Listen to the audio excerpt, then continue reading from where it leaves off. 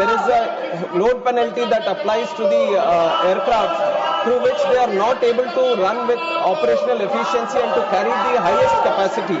So that restricts the commercial viability of having these international operations.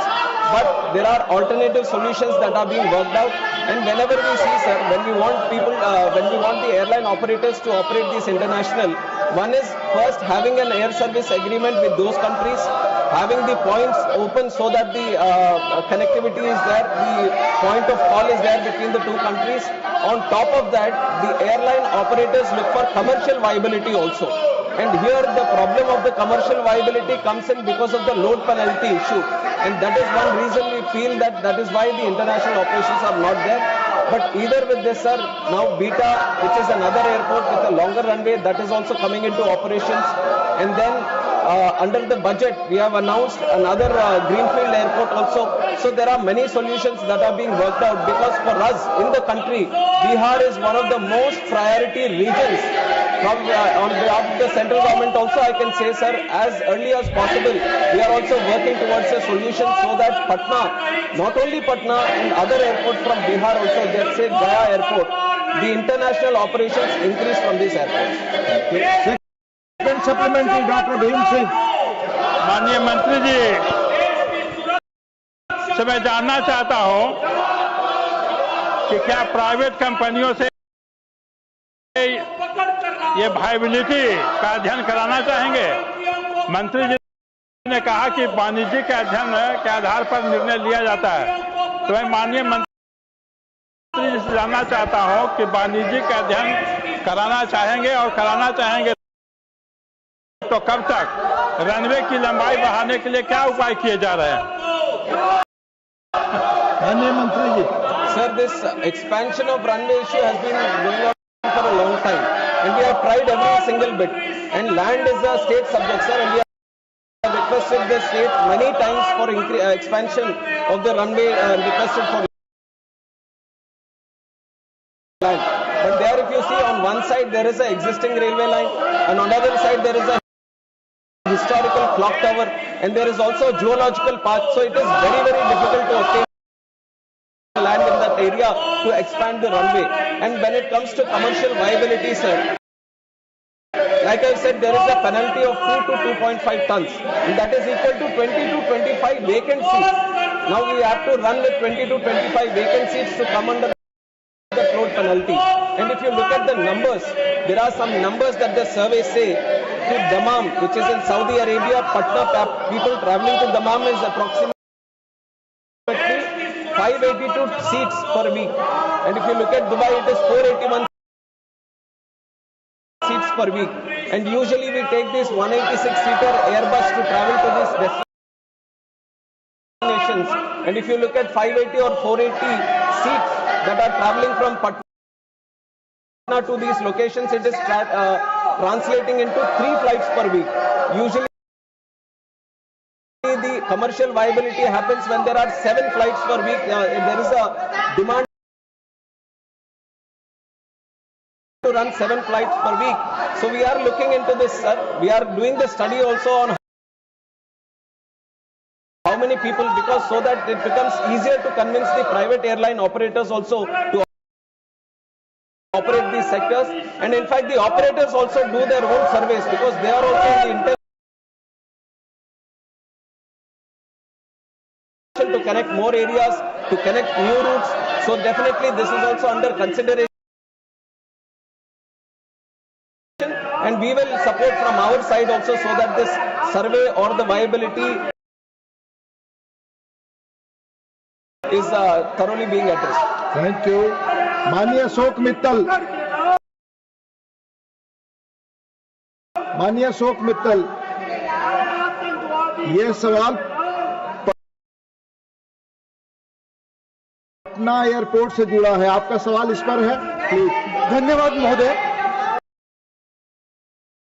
Sir, हाल में Indigo की flight C6E2482 जो कि Airbus A320 और 271 थी और दिल्ली से पटना आ रही थी, जयप्रकाश नारायण इंटरनेशनल एयरपोर्ट पटना पर लैंडिंग के दौरान रनवे को ओवरशूट करके आगे निकल गई। यह घटना तकरीबन रात को हुई और एक हादसा बचा। सर, पटना एयरपोर्ट की रनवे लंबाई लंबे समय से चिंता का विषय रही है। वर्तमान में अनस्टेबल रनवे केवल 1677 मीटर तक सीमित है। खासकर एडवर्स विंड कंडीशन में यह लंबाई न केवल नैरो बॉडी एयरक्राफ्ट जैसे A320 और B737 के लिए रिस्की है, बल्कि वाइड बॉडी एयरक्राफ्ट जैसे बोइंग 777 और 787 या एयरबस A390 के लिए तो कंप्लीटली अनफीजिबल है, जिन्हें 2500 से 3500 मीटर रनवे की जरूरत होती है। मेरा सवाल आपके माध्यम से मिनिस्टर ऑफ सिविल एविएशन से प्रश्न है, क्या ऐसी कोई फिजिबिलिटी रिपोर्ट तैयार की जा रही है जिससे पता लग सके कि फ्यूचर में लार्ज एयरक्राफ्ट ऑपरेशन में पटना एयरपोर्ट को कैसे सुरक्षित बनाया जा सकता है? धन्यवाद। माननीय मंत्री। Sir, based on the runway constraints which the honorable member has also mentioned, the Patna airport is a smaller runway, sir, where there are restricted operations with the load penalty only, and which is very much thoroughly followed by the regulator and the airline operator also, so that safe operations happen at the Patna airport.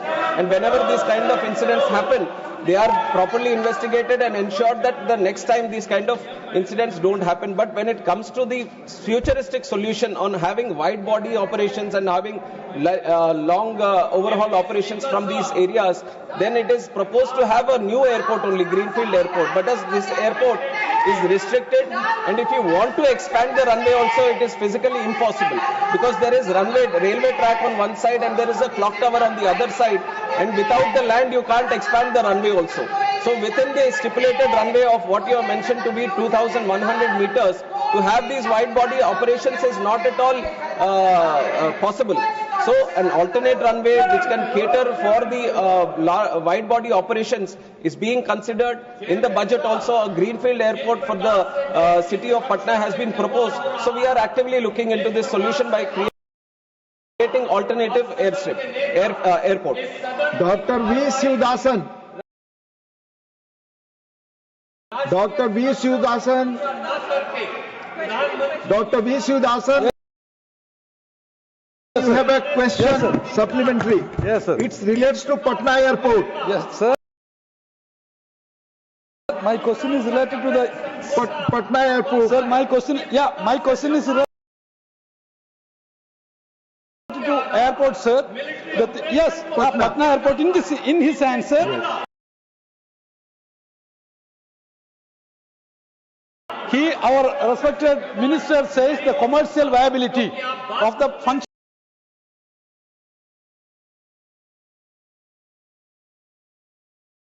of airport. My question is, sir, the commercial viability, the word commercial viability. In my hometown, one airport is there, Kannur Airport. There we have requested the government, continuously request, not only from our party and the parties and the government of Kerala requested the point of call status, sir. But they are not ready to allow the point of call status. If the theory of commercial viability is there, then why they are not allowing the point of call status? I request. To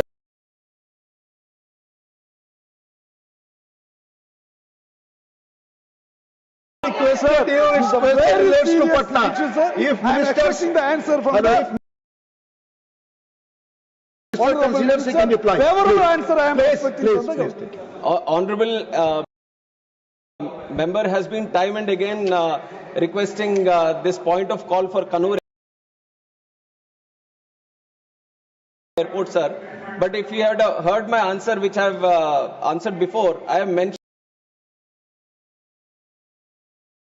that the first is to have the point of call in the air service agreement with that country. Only then the commercial viability comes into it. It's not the other way around, where the country works out the commercial viability and then looks at this. Let him reply. On Only ministers reply is good. On the specific issue, sir, Please. Kerala is the only state where 3 airports already have point of call. 3 airports already have point of call, and this is the 4th airport which is coming for discussion. And there is an option for our Indian aircraft operators to fly from Kannur to any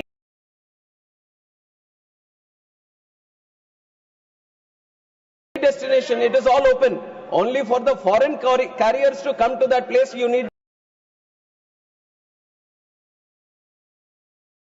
the point of call. So there is no complete restriction as such that without point of call you can't travel internationally. You can, the Indian airline operators can travel to these destinations. And you also have to keep in mind, sir, that the point of call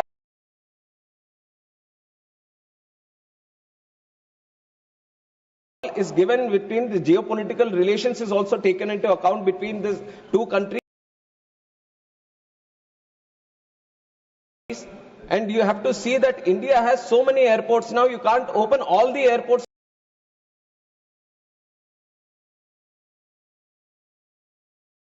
to point of call, and you can't fly to 1 or 2 destinations in that country also. These are certain things that we also have to keep in mind, that when you want to open a country to all the locations, then you have to have a equal level playing field. And for Kerala airport, you already have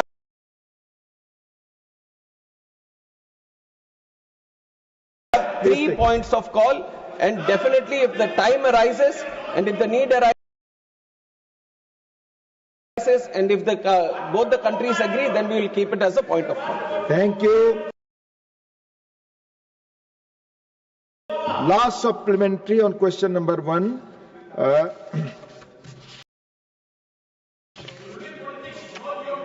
माननीय धर्मशिला गुप्ता जी। आपका आभार आदरणीय उपाध्यक्ष महोदय। गुजरात के सूरत और अहमदाबाद जैसे मुख्य शहरों में हमारे बिहार के लाखों निवासी नौकरी और व्यापार के लिए गुजरात में बसे हुए हैं, जिनमें से अधिकांश का परिवार बिहार में ही रहते हैं। अतः आपके माध्यम से माननीय मंत्री महोदय से निवेदन है कि पटना से सूरत हेतु सीधी हवाई यात्रा की सुविधा और अहमदाबाद के लिए केवल एक ही फ्लाइट है, उसे बढ़ाकर 2 उड़ानें ये आपका सुझाव है? सवाल Put it, sir. We will forward it to the airlines. Thank you. So now we move to question number 2. माननीय श्री अशोक राव शंकर राव चौहान। माननीय मंत्री जी। Question number 2. Yes. First supplementary, माननीय अशोक राव शंकर राव चौहान जी। First supplementary. Honorable Chairman, sir, the incident involving the London-bound Air India flight in Ahmedabad is extremely serious, and it is imperative to determine the exact causes of this incident to ensure passenger safety. What caused the fuel supply to the engines cut off is an issue which still remains unresolved. We all know that the Boeing 787 Dreamliner is an aircraft heavily reliant on electrical and electronic-based systems. This is the background of the entire issue. And one may recollect that on January 17, 2019, a Boeing Dreamliner operated by Japan's All Nippon Airways, flying from Tokyo, Haneda to Osaka, experienced an unexpected engine shutdown after landing, suspected to be caused by a software or computer glitch. In the light of this precedent, has any clarification been sought from Boeing, the engine manufacturer, GE Aerospace, Genex, and Honeywell, which provides avionics, propulsion systems, landing systems, cockpit and cabin electronics, and various components for this aircraft regarding the Ahmedabad incidents. And also, we understand that, that a number of airlines world over have grounded their Boeing 787 Dreamliner fleets after the Ahmedabad air crash. So I would like to know from the Honorable Minister that is this a malfunction in the aircraft's electrical system? Could the same issue that caused the electrical failure system also have led to the interruption of the fuel supply to the engines? So all these issues come to the fore.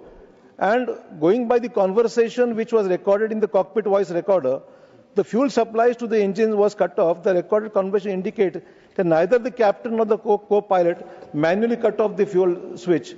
This raises a significant question. So we would like to know from the Honorable Minister that going by the preliminary report which has just been received, what is the cause of this shutdown of both the engines? Was it an electrical failure or electronic failure? Or what are the preliminary findings which would lead us to know the exact causes of these incidents? Thank you.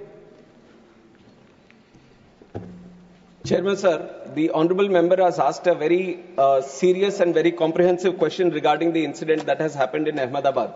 Sir, I would like to start by answering that the investigation process, which is according to the international protocol, the norms which were set by International Civil Aviation Organization, where the state of operation should have their investigation body, and we have our own investigation body, which is the Aircraft Accident Investigation Bureau, which got into the investigation process right after the incident with the subject experts into the site, and they have started their process according to the international protocol, and they have involved subject matter experts, all the international necessary people who are supposed to be participating in the investigation, and they have gone through the first set of investigation process, and they have given us the preliminary report. And if you look at the preliminary reports, sir, AIB, as for the first time, so whenever these incidents happen, and if the black box gets damaged, black box is the flight data recorder, which has all the necessary information which gets recorded.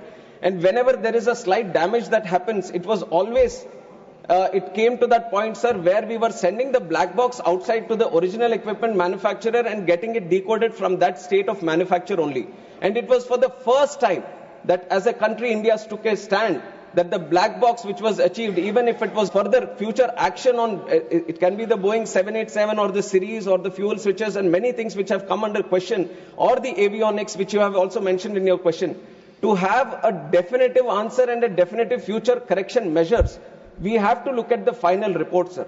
And I can say this to the House and through you to the people of this country also, that the AIB has a very definitive, thorough, rule-based process. They are very transparently looking into the process right now, and they are totally unbiased. This also I can say that the AIB is totally unbiased and looking into the facts.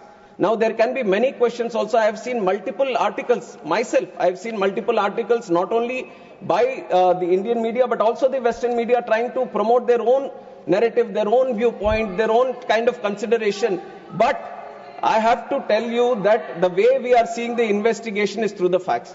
We want to stand by the truth, not what is happening with the pilots or not what is happening with the Boeing or not what is happening with the Air India or any other stakeholder which is this. We want to stand by the truth. We want to find out what exactly happened, and that is only going to be coming out once the final report has been placed. So we have to respect the process of investigation, and once that process of investigation has happened, then we can talk about what happened and how it happened, and then the corrective measures. If we talk about the other incidents that would have happened before, let it be the Air Nippon, Japanese Airways, or any other airways for that fact, every time any incident happens in any country, then the same process is followed, where the investigation body gets into the process of investigation, and once the thorough investigation is done and the final report is placed, only then the corrective measures to all these countries and all these airline operators and all the regulators is sent so that the corrective action is being done. And this has happened in the previous incidences also. Wherever there was any incident happened, whenever there was a mandatory suggestive correction measures that were supposed to be done through the international protocol, it is mandatory for every state regulator to follow these and every airline operator to follow these. And we have thoroughly without any negligence. We have thoroughly followed all the corrective and suggestive measures from the ICAO international protocol. Thank you. Second supplementary. Chairman, sir, as we are all aware that the DGCA is the cornerstone of aviation safety in our country. But as we know that in spite of these serious incidents which have taken place in our country at this Ahmedabad incidents or the earlier whatever accidents have taken place, the DGCA is functioning at 50% of its sanctioned strength, technical strength. It's a very serious issue. I'd like to know from the Honorable Minister whether the government acknowledges this acute shortage in technical personnel within the DGCA, and what urgent and time-bound steps are being taken to fill these critical vacancies so that the regulator is fully equipped to safeguard the lives of lakhs of passengers who rely on air travel every day. Thank you. We all know the kind of progress civil aviation took in the last 10 years, and I have also been time and again talking about the tremendous numbers depicting the growth that we have seen in the country, right? In the number of aircrafts or the passengers that travel through who prefer air travel, or the number of airports. Everything has almost doubled in the last 10 years, or more than doubled in the last 10 years, sir. Even after we see that the COVID, which was a major road break for civil aviation, we have crossed the pre-COVID numbers, and we are seeing a tremendous growth in civil aviation network. And this is why we from the ministry also recommended that we need to create more posts in this DGCA, so that the surveillance or the safety or the security of civil aviation is very much intact with the tremendous robust growth that we are seeing. And this post that we are seeing, which are vacant, which has come to discussion, is the posts which have been created in last year and over the period of last 2 to 3 years. And we have to understand that creation of posts and recruitment of posts is a continuous process. And there is UPSC which is also involved. And we from the ministry are in continuous discussion. And last year itself, we have recruited 103 posts, which in the history of DGCA was the highest number of posts which was recruited. And this year we have planned to recruit 190, where UPSC also has come forward, and by October, end of October, we are going to recruit 190 posts for this DGCA. And the other thing, which is more practical, that I want to tell the House, is that these are very niche and technical posts. It's not like we have a huge pool. This is a limited pool of subject matter experts, let it be the engineers or the pilots or medical experts, aviation related experts. This is a very specific pool of people that we are trying to pick up from. And it is a very tough process of picking up the right people, because these are going to be the regulators, these are going to be the inspectors, these are going to take care of the safety. So the recruitment process is also a very rigorous process, and we are doing our, we have taken notice of this thing also, and it has been continuing process, and we are putting more pressure so that the timelines for the recruitment also come down, and very soon we are in the process of achieving 90% of these vacancies also to be recruited. Thank you. Third supplementary, Manisri R. Girirajan. Thank you, sir. I would like to know from the Honourable Minister whether the government has formed any high-level committee and formulated any new norms and procedures to be adopted and complied during the safety audits and routine inspections of each and every flight before the takeoff, and to provide special refresher training to ensure the physical, mental and emotional stability of the pilots are stable and fit to fly after they complete the 1,000 hours of flight. Thank you, sir. Thank you.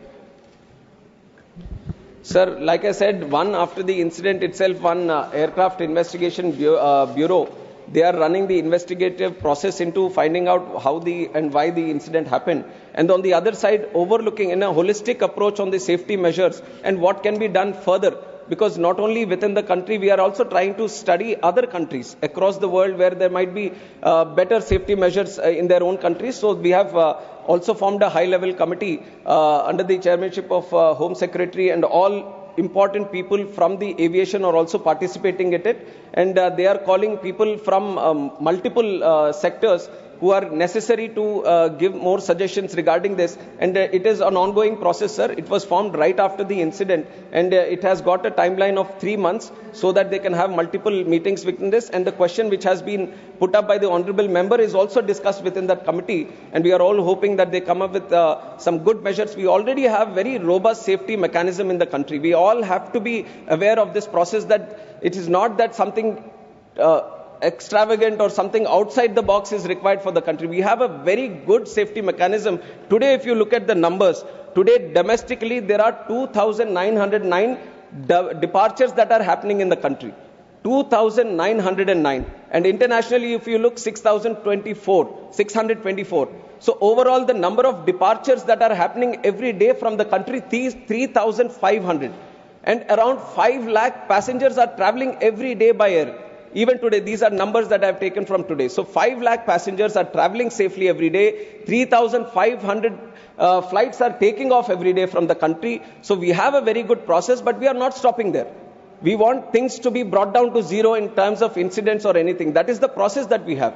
That is the integrity that we have, and that is the target that we have. So we are being more open now to the suggestions that are coming into our side, and we are looking at the international process also, and some of the countries where they feel, because ICAO, which is the International Civil Aviation Organization, always has a third eye on all the countries which are running operations, which are having these civil aviation networks, because civil aviation is not a thing where it is just within the country.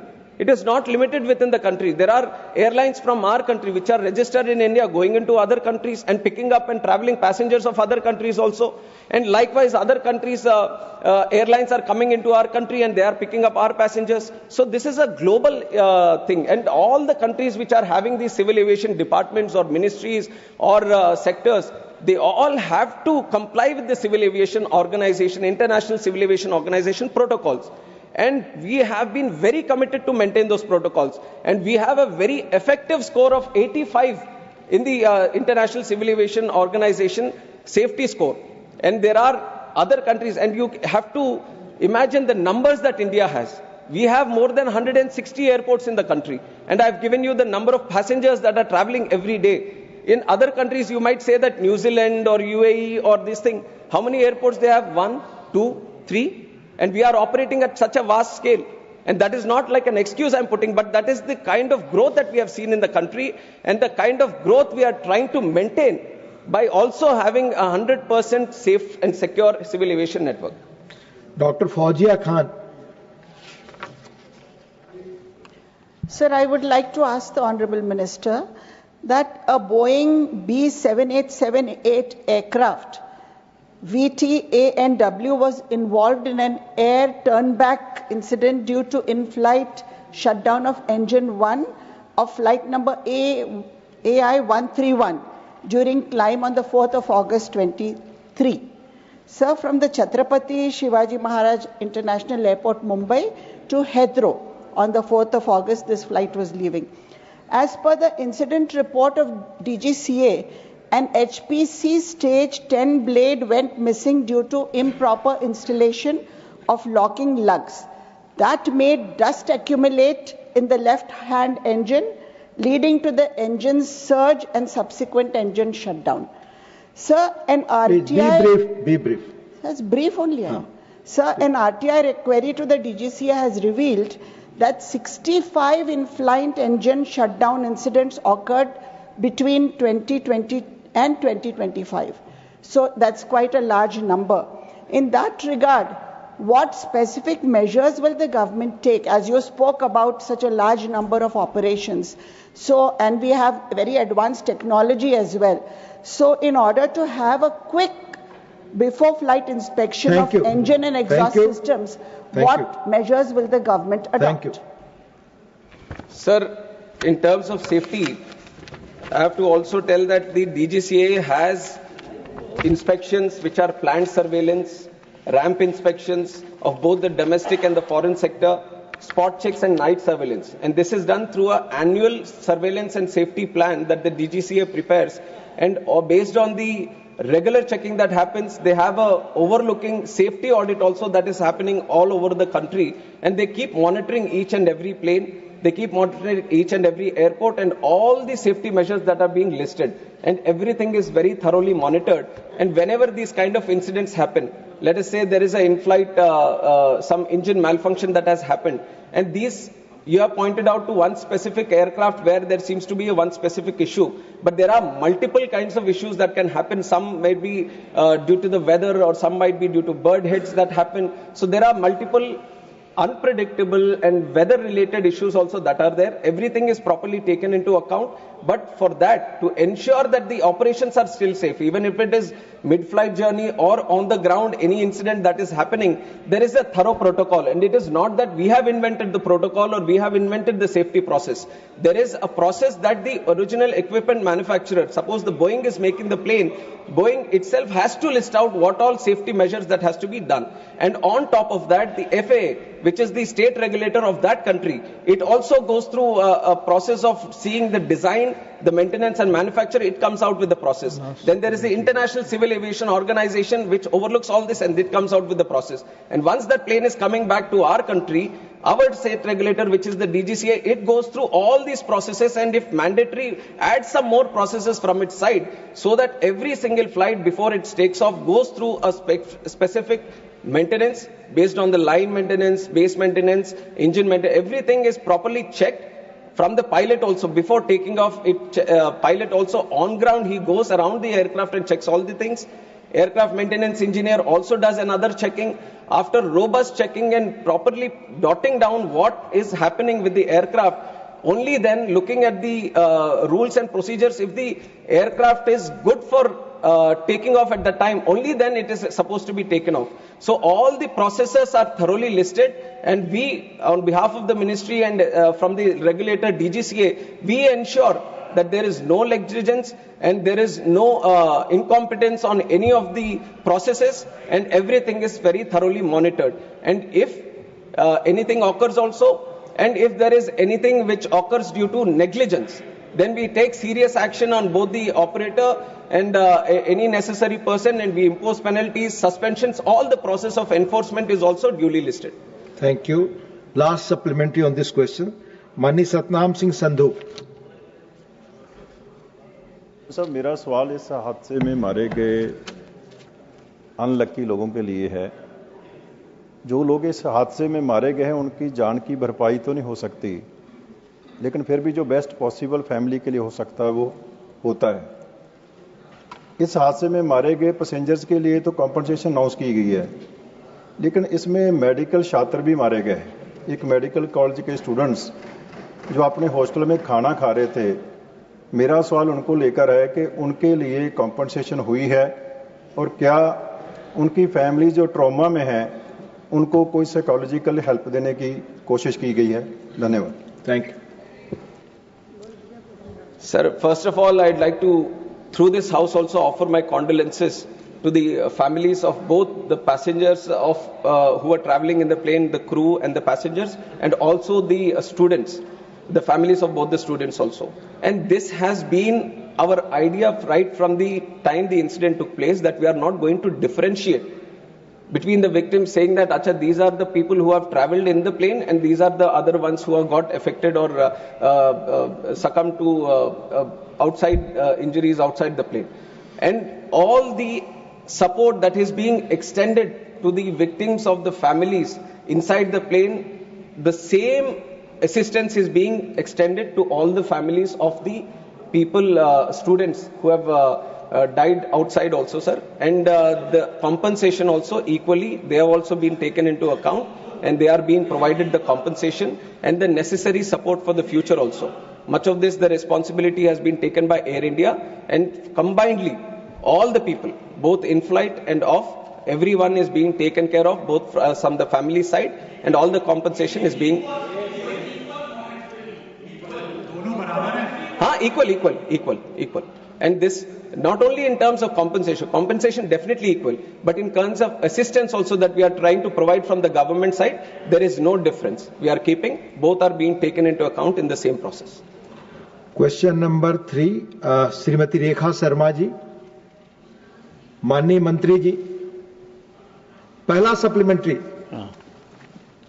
Sir, through you, I would like to ask Honorable Minister, sir, whether the government has undertaken specific initiatives to promote digital upgradation and adoption of emerging technologies such as artificial intelligence among MSMEs in Haryana to enhance productivity and competitiveness. माननीय मंत्री जी।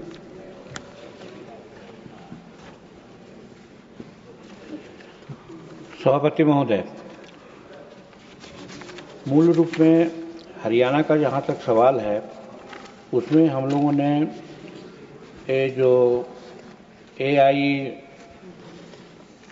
Intelligence जो है उसके तहत हम लोग जो काम किया है हरियाणा में वो इस प्रकार है और कई एक तरह से हम लोग उसको फैसिलिटेट किया है।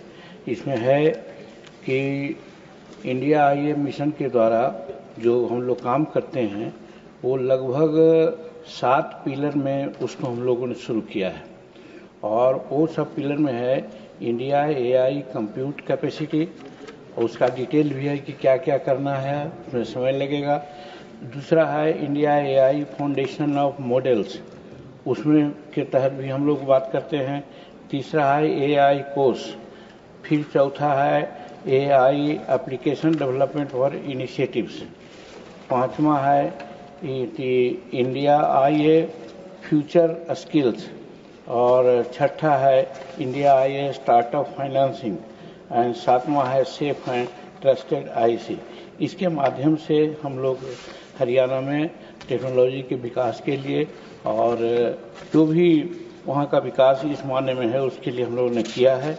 और उतना ही नहीं, उसके अलावे और सारी बात है डिपार्टमेंट ऑफ टेक्नोलॉजी कम्युनिकेशन में हम लोगों ने यूज़ किया है, जिसमें संचार साथी है और ASTR के थ्रू भी हम लोग डिलेक्टेड साइबर प्लांट्स को भी लीक किया है जिससे किसी प्रकार से साइबर क्राइम नहीं हो सके।